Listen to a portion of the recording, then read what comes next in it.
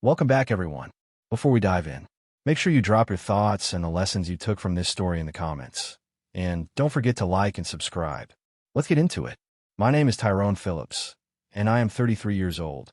3 months ago, I was supposed to be 3 months away from marrying my fiancée, Tanisha Grant, who is 31. We had been together for 2 years, engaged for 8 months, and up until very recently I would have told anyone that our relationship was solid and that I felt lucky. I had the dates circled on my calendar, tuxedo picked out, vows half written in a notebook on my nightstand. I had even started practicing how to say my wife out loud when no one was around, just to get used to it. I thought I knew who I was marrying. I thought I understood her family dynamics, her fears, and her values. I was wrong in ways I never imagined. And it all started with one sentence over a glass of wine at my dining table in Houston, Texas. To understand why everything exploded the way it did, you need to know a bit about my situation. I own my house outright. I bought it 6 years ago for $285,000, back when everyone told me I was buying too much house for a single man. I ignored them, worked like crazy, and made extra payments every chance I got. Last year, I paid it off completely. No mortgage, no lien, just my name on the deed. I also own a 15% stake in my family's logistics company, Phillips Freight and Transport, which my father started when I was a kid. My brother Terrell and I run most of the day-to-day operations now. On paper, my portion is worth around $900,000. My car is paid off. My retirement accounts are healthy for my age. I'm not rich enough to be on any magazine covers, but I am comfortable, stable, and I have worked for every dollar. Tanisha's situation is very different from mine, and that was never a problem for me. She is a dental hygienist at a busy practice on the southwest side of Houston and earns around $58,000 a year. She rents a small but nicely decorated apartment, drives a modest car, and has student loans she has been slowly paying off. Money was never why I loved her. I loved that she could talk passionately about her patients, about oral health, about little kids who were terrified of the dentist until she held their hand and talked them through it. I loved that she color-coded her planner and that she always made sure her younger cousins got school supplies every August. We had talked about her moving into my house after the wedding, which made financial sense. We both agreed it would help her pay off her loans faster, and we could save aggressively to build a future together. From early on, I knew her family had strong opinions about money, especially her mother, Valerie. Tanisha's parents, Leon and Valerie, had gone through a rough patch years earlier, and Tanisha had told me more than once that her mother left that marriage with nothing in her name. It was clear that this story had been repeated in that household over and over until it became almost a cautionary legend. Valerie was polite to me in person, but she always had a pointed comment ready like, "Make sure you keep your own savings, baby, or a woman needs something in her own name." I respected that background. I even suggested more than once that Tanisha talk to a financial planner so she could feel more secure. I never imagined that the same narrative would be turned into an ultimatum wielded at me like a weapon. The night everything cracked open was a Thursday evening. We were at my dining table going through wedding RSVPs. We had invited 200 guests. The venue was booked at a beautiful event space downtown. Her parents had contributed $7,000 toward the $22,000 total bill, and I had covered the remaining $15,000. We had deposits locked in for the venue, photographer, florist, caterer, and DJ. The spreadsheet on my laptop was full of color-coded cells: family, friends, co-workers, plus ones. Tanisha was sipping red wine, looking at a list of cousins on her side, and everything felt normal until she set her glass down and took a deep breath that immediately put me on edge, even before she opened her mouth. "Tyrone, I have been thinking," Tanisha said, fingers sliding nervously along the stem of her wine glass. "I need my name on the house before the wedding." I looked up from the spreadsheet, sure I had misheard her. "What?" I asked. She did not hesitate. "The house, the car, and your stake in the company," Tanisha said. "Everything should be in both our names. It is only fair if we are getting married." I blinked at her, trying to decide if she was joking, testing me, or rehearsing something she wanted to talk through. "Tanisha, we have not even gotten married yet," I said carefully. "Why would I put your name on assets I earned before we met?" Her jaw tightened. "Because marriage is about partnership, about sharing everything. If you really loved me, you would want me to feel secure." I took a slow breath, trying not to react too fast. "You will feel secure after we are married. I said. We can discuss things then. I am planning to add you as a beneficiary on my retirement accounts. We could talk about joint accounts for bills and savings. But I am not putting your name on my house, my car, or my business stake before we are even legally married. Those are premarital assets. That is not how this works. Tanisha shook her head, and her voice cooled. That is not good enough, Tyrone. I will not be some second-class citizen in my own marriage, she said. Either you put my name on everything, or we are postponing the wedding until you see reason. The way she said it, casually dropping a nuclear bomb into the middle of our wedding planning, made my skin prickle. It did not sound impulsive. It sounded rehearsed. I stared at her, the ultimatum hanging in the air like thick smoke. Let me get this straight, I said slowly. You want a name on my house, my car, and my stake in the company. Assets worth over $1 million that I built before we ever met. And if I do not, you are postponing the wedding indefinitely. Tanisha folded her arms. I'm not calling it off, she corrected. Just postponing until you understand what marriage means. There was something in her tone, something that told me she was not improvising. It sounded like she was reciting lines that had been fed to her. Is this coming from you? I asked. Or from your mother? Tanisha hesitated for 1 second too long. My mom and I have been discussing it, she admitted. She thinks I should protect myself. Her divorce from my dad was messy because she had nothing in her name. She does not want that for me. Suddenly everything clicked into place. This was not just Tanisha's fear. This was Valerie's entire history and resentment being funneled through her daughter into my relationship.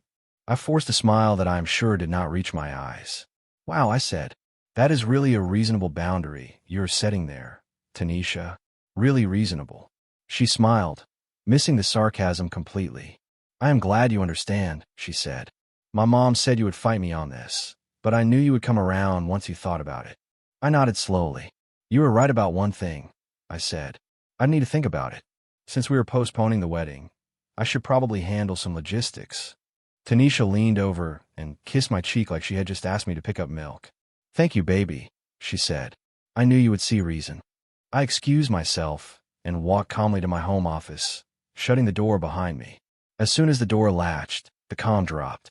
I sat at my desk, stared at the family photo on my monitor wallpaper, then picked up my phone and made 3 calls. First was to my friend and lawyer, Rashad Miller. When he picked up, I skipped all pleasantries. Rashad, if a fiancée demands you put her name on your house, car, and company stake before the wedding, what do you call that? I asked. He laughed at first. I call that a joke, Rashad said. Why? Someone actually said that to you. I told him the whole conversation word for word. The laughter died fast. Tyrone, do not put her name on anything, Rashad said, his voice turning serious. That is insane. If you break up, she walks away with half your assets without ever having been married. She can claim you gifted joint ownership during the engagement. That is a hard no. You need to protect yourself. What happens if we actually get married later? I asked, still tried to see if there was some generous middle ground. You can talk about a prenuptial agreement, Rashad said. You can talk about how you want to handle joint property going forward. But what she's asking for now, pre-marriage, is a huge red flag. The fact that she is tying it to the wedding date makes it even worse. That is leverage, not love. Also, do not underestimate her mother in this. If Valerie is behind it, she may try other ways to get access to your assets. I pinched the bridge of my nose. So legally I am in the clear to say no, keep everything separate, and not move forward. I asked. Absolutely, Rashad said. In fact, I'm telling you as your lawyer and your friend, you should not move forward with the wedding at all unless this demand disappears completely and you're satisfied that this mindset is gone. But that is your call. After I hung up with Rashad, I called my brother Terrell. He helps run Phillips Freight with me and owns a similar stake. What is up? Terrell asked. You sound like you just found a rattlesnake in the kitchen. I told him what Tanisha had said about putting her name on my company's stake. Terrell cursed under his breath. So, she wants to be part owner of the company now? He asked. She does not work here, has not put in a single overnight shift at the warehouse, has not handled one late truck or upset client, but she wants part of the business before even becoming your wife. Apparently, that is her reasonable boundary, I said. Terrell was quiet for a moment. Look, I like Tanisha, he said, but if she is already looking at the company like something to put her name on, you need to make sure our corporate paperwork is tight. I will call Dad and our accountant. No one new gets near the ownership documents. No signatures. No transfers. Nothing. The third call was to the wedding venue downtown. I pulled up the contract while I listened to the phone ring. Thank you for calling Magnolia Grand Events. This is Mr. Coleman. How may I help you? The coordinator said. Hi, this is Tyrone Phillips, I said. I have a reservation for October 12th. It should be under Phillips Grant. There was a pause while he typed. Yes, I see it here, Mr. Coleman said. Ceremony and reception, 200 guests. How can I help? I took a breath. There's been a change, I said. The bride wants to postpone indefinitely. I would like to transfer the reservation and the $15,000 deposit, which I paid in full, into my name only for a, let us call it a private celebration event. Same date, similar package. Is that possible? On the other end, there was silence, then typing, then a cautious reply.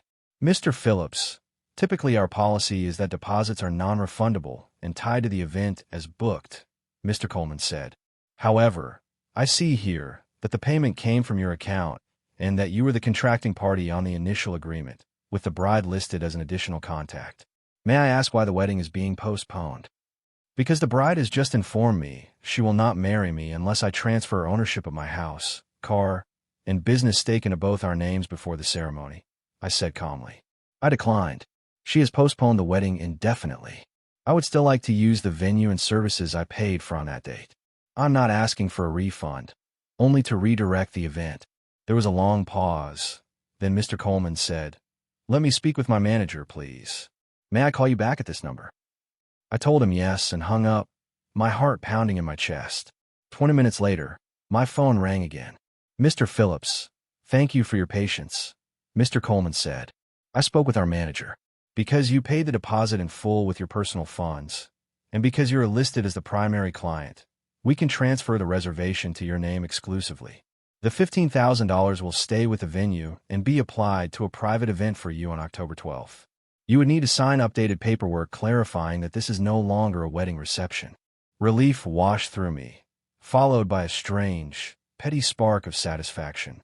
That is perfect, I said. I will come by tomorrow morning to sign whatever you need. We arranged a time. When I hung up, I sat in silence for a minute, listening to the muffled sounds of Tanisha watching television in the living room, completely unaware that I just turned our wedding into something else entirely. The next day, I drove downtown to the venue. The October air in Houston was thick but not unbearable, and the lobby of Magnolia Grand Events smelled faintly of lemons and fresh flowers. Mr. Coleman met me with a professional smile and a printed packet of paperwork. Just to confirm, this will now be a private celebration event, he asked. Correct, I said, and I signed each page slowly, making sure my name and only my name was on every line labeled client. When we finished, he handed me copies. We will keep your menu and vendor arrangements unless you notify us otherwise, he said. Is there anything else you would like to adjust? I thought for a moment, then said, yes.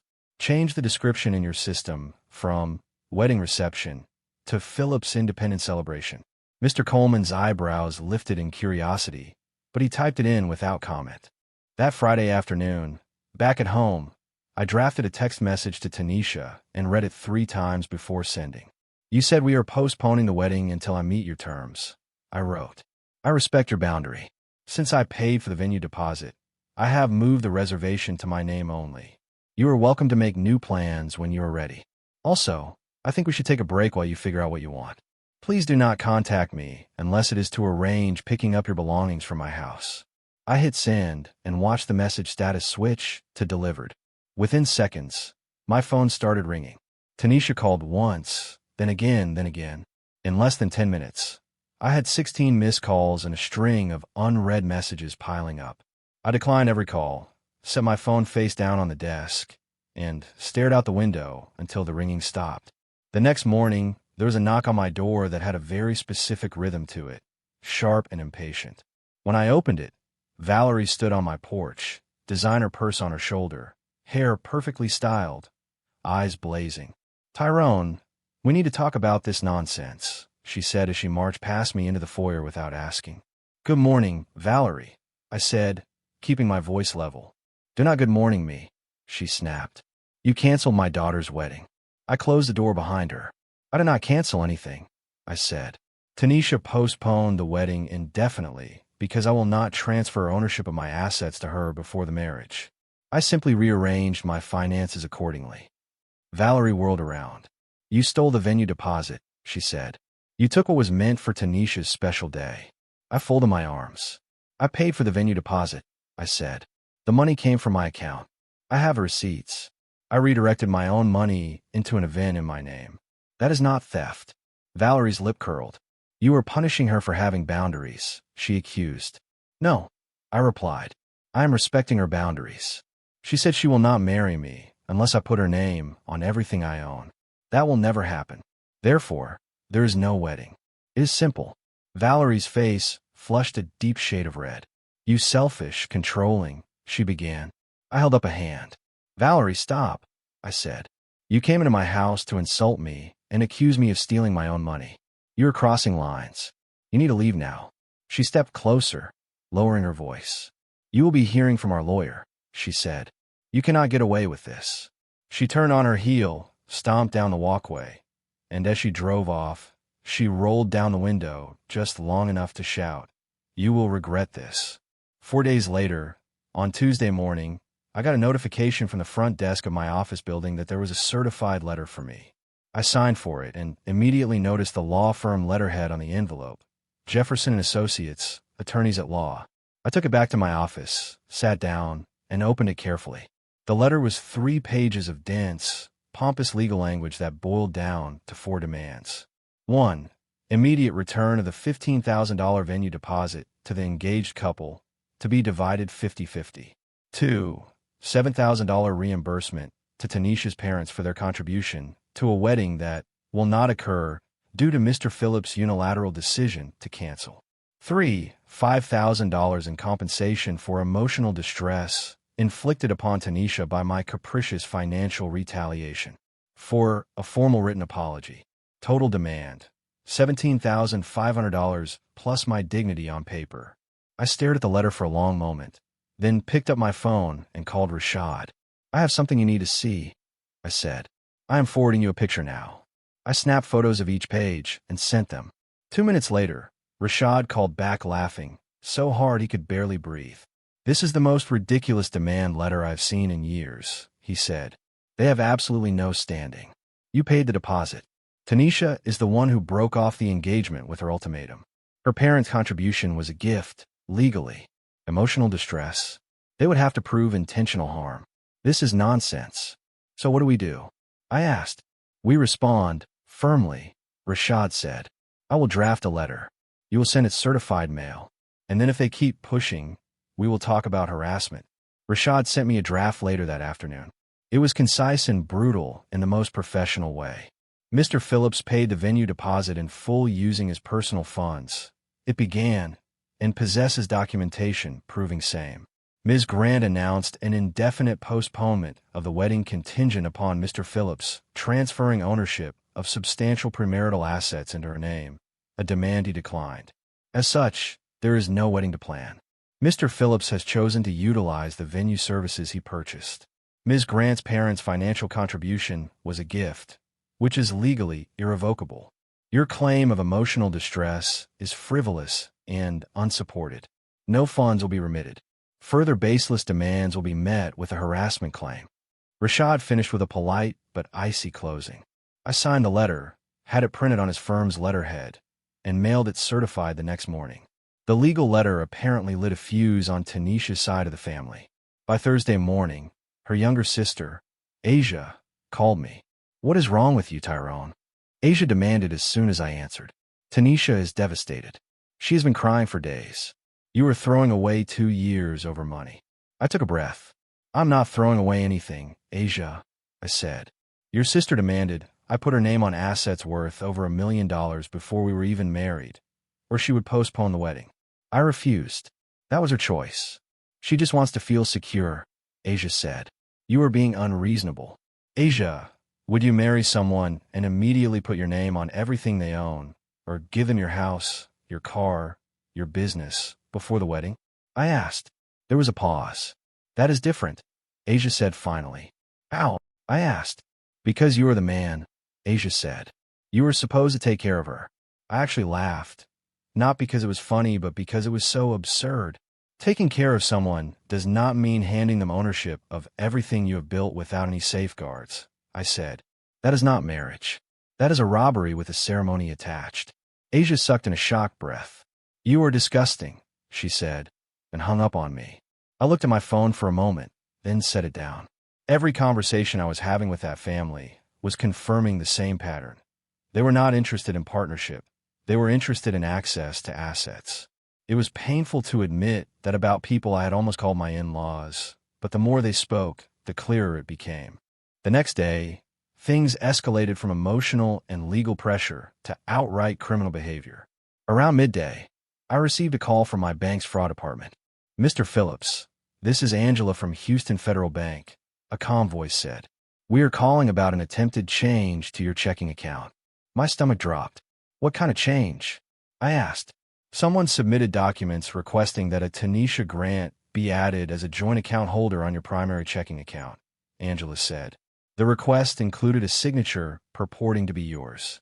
Our system flagged it as suspicious because the signature did not match the one we have on file, and because you have no previous joint accounts.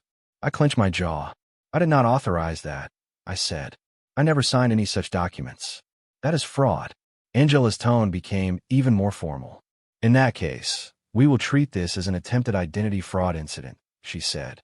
We will freeze any pending changes, block further attempts, and place a fraud alert on your account. We recommend you contact law enforcement to file a report, and we will provide documentation as needed. Can you tell me who submitted the documents? I asked. I cannot disclose personal details over the phone, Angela said, but the documents did list Tanisha Grant as the requested joint holder. The submission came from an in-branch visit. The person claimed you were unable to attend and had signed in advance. A cold wave rolled through me. Thank you, I said tightly. Please send me copies of everything related to that attempt. She agreed, and we ended the call. I sat there for a moment, staring at the wall, realizing that someone I had loved enough to marry, or her mother, had just tried to quietly wrap their hands around my bank account. I drove straight to the police station and filed a report for attempted identity fraud. The officer at the front desk listened as I laid out the situation, the broken engagement, the demand for asset transfers, the bank's call. He took notes, asked for copies of the documents when the bank released them, and gave me a case number. We will open an investigation, he said. If you receive any more suspicious financial notices, call us immediately. Keep records of everything. When I left the station, I sat in my car in the parking lot for almost 10 minutes, hands on the steering wheel, breathing slowly. I was angry, but beneath the anger was this heavy grief. I kept replaying Tanisha's laughter in my kitchen, the way she had curled against me on the couch, and I had to accept that the same person, or at least the same family, was now moving against me like an enemy. When I got home, I decided to check my credit reports, just in case. Good thing I did. There were 2 recent inquiries I did not recognize. One was from my own bank, related to the attempted joint account. The other was from a credit card company I had never used.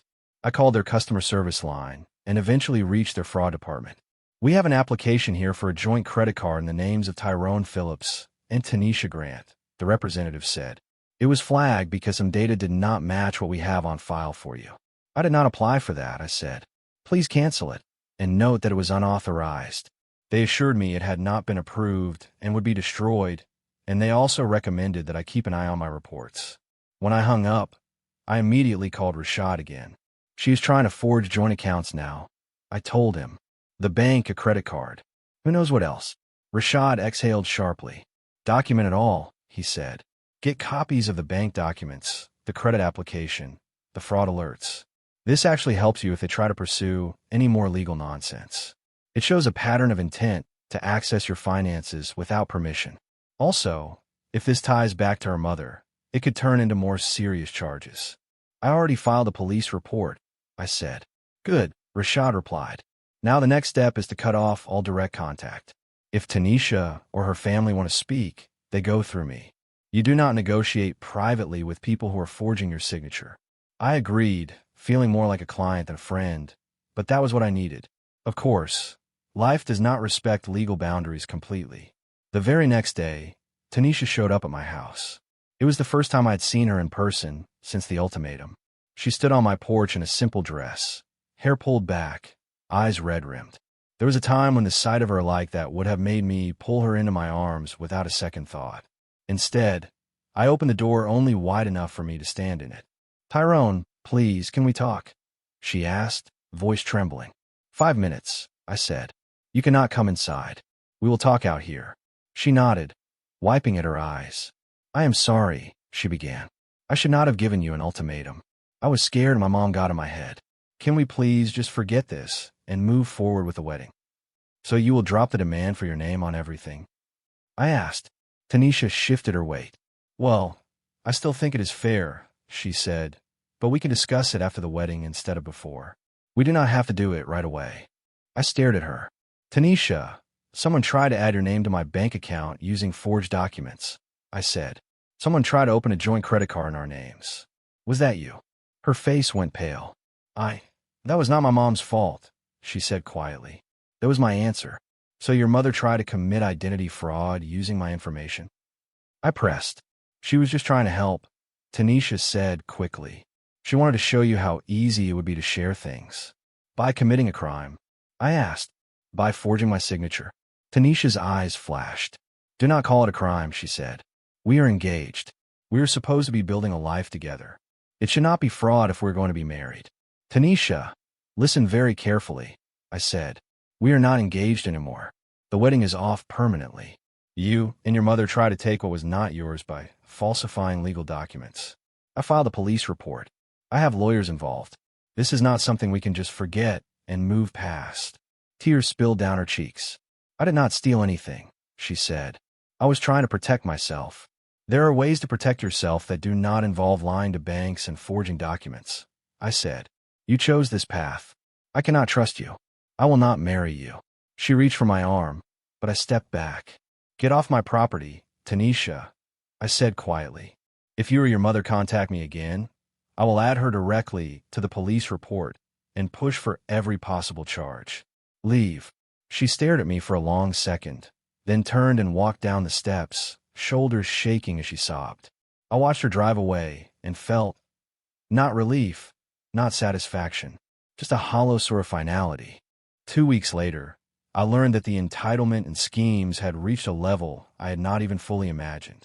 First, Tanisha's father, Leon, called me. Of all of them, he had always seemed the most reasonable. "Tyrone, this has gone too far," Leon said. "We are family. We can sit down and talk this through." I sighed. "Leon, your wife committed identity fraud," I said. "Your daughter demanded ownership of my assets as a condition of marriage. There is nothing to discuss." Leon sounded weary. "Valerie made a mistake," he said. "She has apologized, and she did not mean for it to become this serious. And Tanisha, look, she is young. She got scared. Women need security. Women need security," I repeated. "Or con artists need assets. Which one are we talking about here?" There was a long pause on the line. "That is harsh," Leon said quietly. "Is it?" I asked. "Be honest with me. Did you know about any of this? The demand Tanisha made? The forged documents? The attempts to get onto my accounts?" There was an even longer pause. Then Leon said, "Valerie mentioned helping Tanisha feel more secure financially. She did not tell me the details. Did she mention forging my signature on bank forms?" I asked. Silence. "Leon, I liked you," I said. "You have always been decent to me. But your wife manipulated your daughter into trying to steal from me. And when I refused, she tried to take it anyway. I have already filed a police report. If Valerie contacts me again, I am pressing charges without hesitation. You need to know that." Leon exhaled a long breath. "I am sorry this happened," he said. "I really am. I should have stepped in sooner. I did not realize how far she would go." "I'm done, Leon," I said. "I wish you the best, but I am done." I hung up, feeling like I had just closed the door on an entire branch of family that almost was. The following week, I did something petty. Beautifully, satisfyingly petty. I kept the venue reservation for October 12th. I decided if I had already paid $15,000, I would get something good out of it. I sat down on my computer and designed invitations for 50 people, close friends, family, co-workers who had stood by me through the chaos. At the top, in bold letters, I wrote, "You are invited to celebrate Tyrone Phillips' Independence Day." And beneath that, October 12th, 7 o'clock in the evening. Dinner, drinks, and dancing to commemorate freedom from manipulation. At the bottom, I added a dress code, wear whatever makes you feel powerful. I mailed them out, and the responses rolled in quickly. My brother Terrell called me laughing. "You are really doing this?" he asked. "Absolutely," I said. "If they wanted my money so badly, they can watch from the sidelines while I enjoy it." My parents were more cautious about it, but they did not try to stop me. My mother said, "I just want to be sure you are doing this for yourself, not to taunt anyone." I am doing it because I refuse to let them turn something I paid for into a monument to drama and regret, I said. "I want to remember that date for something good." My father clapped me on the shoulder. "You dodged a bullet," he said. "If you want to throw a party to celebrate that, I will bring the best suit I own." My friends love the idea. My coworker Jerome told me, "I am wearing the sharpest suit I have, and I am dancing until the DJ goes home." The group chat lit up with jokes about Phillips' Independence Day and suggestions for playlists.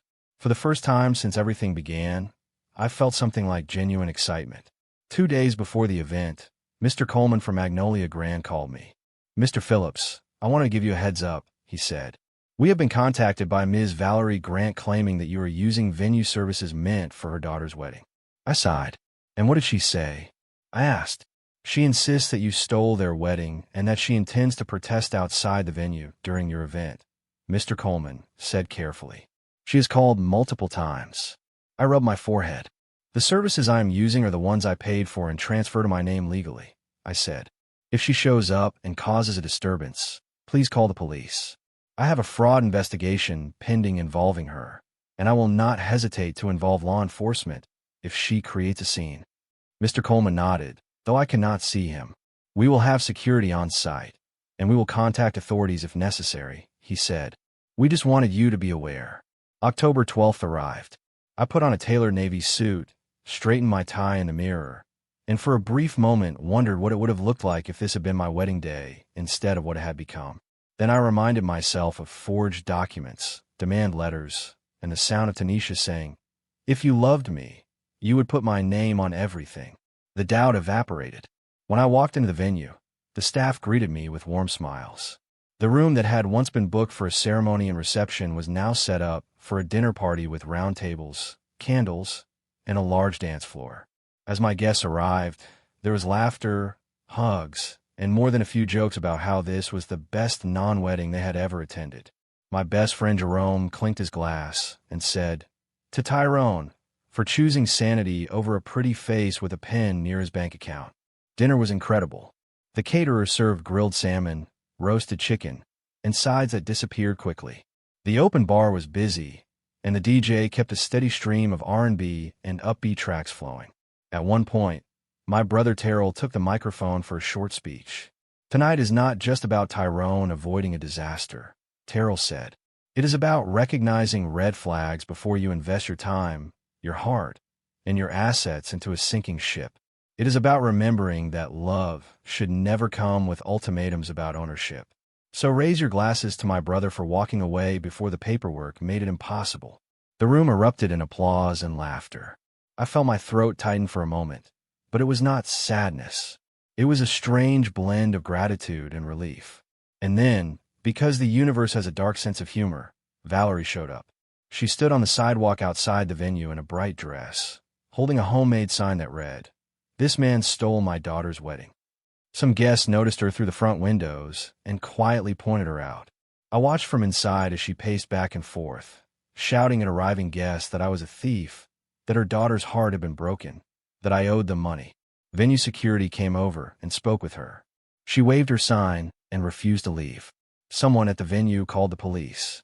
2 officers arrived, listened to Valerie's tirade, and then looked up at the building. One of my groomsmen from the almost wedding, Marcus, stood by the window recording the entire thing on his phone. The officers asked Valerie if she had a legitimate reason to be on the property. She did not. They asked her to leave. She refused. She raised her voice, pointing at the building and insisting that this is supposed to be my daughter's special day. Eventually, after multiple warnings, they arrested her for trespassing and disturbing the peace. From inside, We watched as they walked her to the patrol car, her sign hanging limp at her side. She kept shouting about stolen weddings and broken hearts, but no one outside seemed to care. My brother Terrell quietly raised his glass and said, "To dodging bullets." Everyone at my table lifted their glasses with him. It was, without exaggeration, the best $15,000 I have ever spent. In the 6 weeks after the party, the fallout from Valerie's choices kept unfolding. The identity fraud case moved forward. The police investigation revealed that Valerie had not just tried once to access my finances. She had attempted to forge documents 3 separate times. The first was the attempt to add Tanisha to my bank account. The second was the joint credit card application. The third, which I had not known about, was a fraudulent quitclaim deed submitted to the Harris County Recorder's Office, attempting to add Tanisha's name to my house title. The county caught it because the signature did not match what they had on file, and they called me to verify.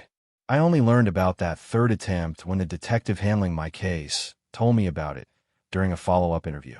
Valerie was eventually charged with 3 counts of identity fraud and 1 count of attempted theft by deception. When the case went before the judge, her lawyer tried to argue that she had been acting in her daughter's best interests, that she did not understand the legal ramifications, that she was simply overprotective. The judge was not amused. "Ignorance of the law is not a defense," the judge said. These were not impulsive actions. They were repeated, calculated attempts to obtain ownership and access to another person's property and finances. Facing the likelihood of a trial and the risk of jail time, Valerie ultimately pleaded guilty. She received 18 months of probation, 200 hours of community service, mandatory counseling, and an order to pay restitution for my legal fees, which came to $3,800. If she violates probation, she will serve jail time. Around the same time, Leon filed for divorce. I heard about it first from Rashad, who had seen the public records, and then from Leon himself when he called me again. Apparently, this was not the first time Valerie did something like this, Leon said quietly. She forged my signature on loan documents years ago without telling me. I kept it quiet because I did not want to break up the family. But this was my breaking point.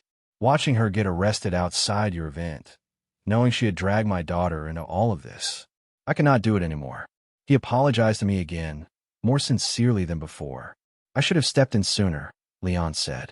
"I should have told you what I suspected when Tanisha started talking about your assets. I hope you can forgive me for not warning you."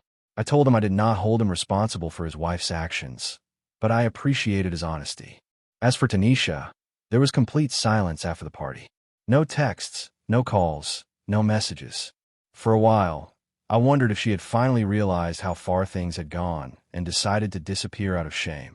Then, about 3 weeks after the event, I received a message on LinkedIn from someone named Candace Lewis, a woman around my age whose name I did not recognize. "Hi Tyrone," the message read. "You do not know me, but I dated Tanisha's ex-fiancée before you. She probably told you she had been single for 6 months before she met you, right?" My stomach tightened as I read. She was not. The message continued. She was engaged to my ex, Reggie Thompson. The same thing happened. She demanded that he put her name on his condo and his investment accounts before their wedding. When he refused, she called it off and then tried to claim that she had contributed to his assets during their relationship. He had to threaten legal action before she backed off. "I am sorry this happened to you. I just wanted you to know it is a pattern." I sat at my desk staring at the message for a long time. I felt strangely validated and simultaneously even more disturbed. It was one thing to tell myself that Tanisha's behavior was an ugly one-off caused by her mother's influence. It was another to realize that this was part of a repeating strategy, a script they had deployed with other men before me. I thanked Candace for reaching out, asked a few clarifying questions about the timeline, and then forwarded screenshots of the conversation to Rashad. "Good to know," Rashad said when we spoke. "If Tanisha ever tries to come after you legally or claims anything about shared assets, this helps establish a pattern of behavior. Save everything." I did exactly that, organizing every document, message, and report into a digital folder labeled Grant Situation. The last dangling thread from this whole mess was the $7,000 Tanisha's parents had contributed toward the original wedding. Legally, Rashad reminded me, that money had been a gift. I was under no obligation to return it. But then I heard from Leon again, this time through his divorce attorney. Apparently, Valerie had used joint savings, funds Leon had not agreed to spend, specifically to contribute that amount to the wedding. The attorney's letter explained that Valerie had done so as part of a plan to help Tanisha entangle herself in my finances. Since there had been no wedding, Leon requested reimbursement of the $7,000 as part of the divorce proceedings, arguing that the money should not have been spent in the first place. I read the letter twice and thought about Leon's exhausted voice on the phone. In the end, I decided to send him $7,000. Not because I had to, Rashad was clear that I did not, but because Leon had been caught in the crossfire of his wife's schemes as much as I had. I called him first. "Leon, I will send the $7,000, I said. "You did not agree to that money being used that way, and I am not interested in fighting you over it." Leon was quiet for a moment, then said, "You do not have to do that, Tyrone." "I know," I said, "but it seems fair. You lost a lot in all of this. I am in a position to absorb that loss. Consider a clean break." A few days later, I wired the funds. Leon sent me a short message afterward. "Thank you. I hope someday you find someone who deserves the kind of loyalty you try to give my daughter." Life gradually settled into a new normal after that. My Independence Day party became something of a legend among my friends. People brought it up at barbecues and game nights. "Remember when Tyrone threw a full reception to celebrate not getting married?" Jerome would say, and everyone would laugh. My brother started using the phrase Philip's Independence Day whenever someone in our circle finally left a toxic relationship or walked away from a one-sided situation. Even the venue coordinator, Mr. Coleman, sent me a thank you note afterward. He wrote, "Your event was one of the most memorable we have hosted." After the brief incident outside, the atmosphere inside was one of genuine joy. Our staff appreciated how kind your guests were, and the tips were very generous. "You are welcome back anytime." A month after the party, I sold my house. Not because of Tanisha or any lingering ghost she left behind, but because I had been thinking about downsizing even before the engagement. The house was larger than I needed, and with the company doing well, I wanted to move closer to our main warehouse to cut down on my commute. I found a smaller place in a quiet neighborhood, still in Houston, with a shorter drive to work and a cozy backyard where I could sit in the evenings and breathe. Signing the papers to transfer the title felt surreal. The same house that Valerie had tried to slip Tanisha's name onto through a fraudulent deed was now going to an entirely different family. As I handed over the keys, I felt a surprising lightness.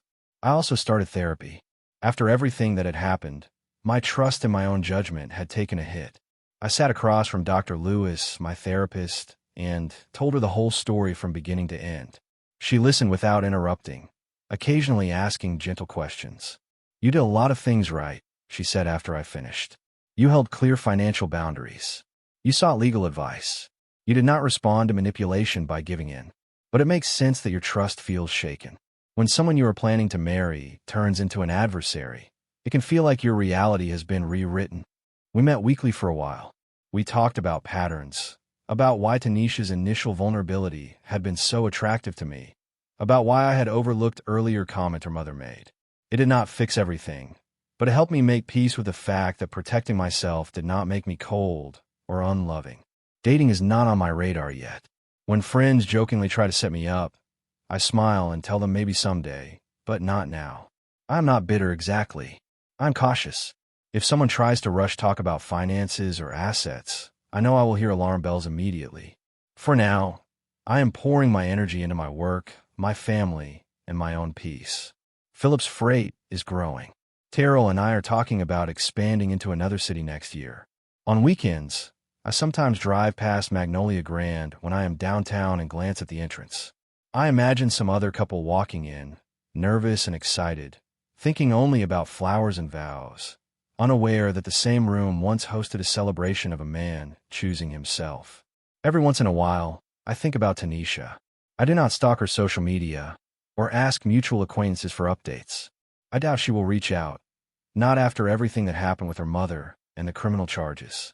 I wonder if she has learned anything, if she will keep repeating the same pattern with someone else, or if this was the shock she needed to break away from Valerie's control. But those questions are not mine to answer anymore. Whatever future Tanisha builds, it will be without access to my accounts, my house, or my name on any joint deed. When I look back over the whole sequence now, the ultimatum at my dining table, the demand letter, the forged documents, the party, the arrest outside the venue, it reads like a story someone else might tell to entertain strangers. But I lived every minute of it. I felt the sting of realizing that the person I loved valued my assets more than our partnership. I watched his entitlement turn into schemes and then into outright crime. I learned firsthand that courts do not care about, but we were in love, and that banks do not care about, but we were engaged. The law is the law, and fraud is fraud, regardless of how many tears are shed afterward. When I tally up the costs, they're surprisingly simple. I spent $15,000 on a venue deposit, although calling that a loss feels wrong when I remember the joy of that Independence Day party. I spent $3,800 on legal fees, which I later recovered through restitution. I spent 2 years in a relationship with someone who turned out to be running a long con, or at least acting out a script written by her mother. But I kept my house, I kept my business stake, I kept my financial security, and I kept my dignity. Tanisha walked away with nothing but a reputation for demanding her fiancé's assets before marriage. Valerie ended up with a criminal record and a divorce. Leon finally reclaimed his self-respect by standing up to his wife. As for me, I took the lesson and moved forward. The revenge, if you can even call it that, was not elaborate. It was not some meticulous plot to ruin anyone. It was just boundaries. Hard, immovable boundaries enforced by law, by common sense, and by a refusal to be bullied out of what I had earned.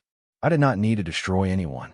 All I had to do was say no, document everything, and let their own actions catch up with them.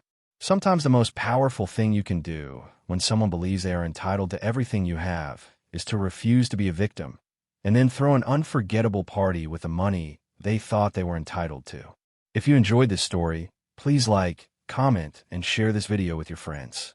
Subscribe and turn on the notification bell so you never miss a powerful story drop.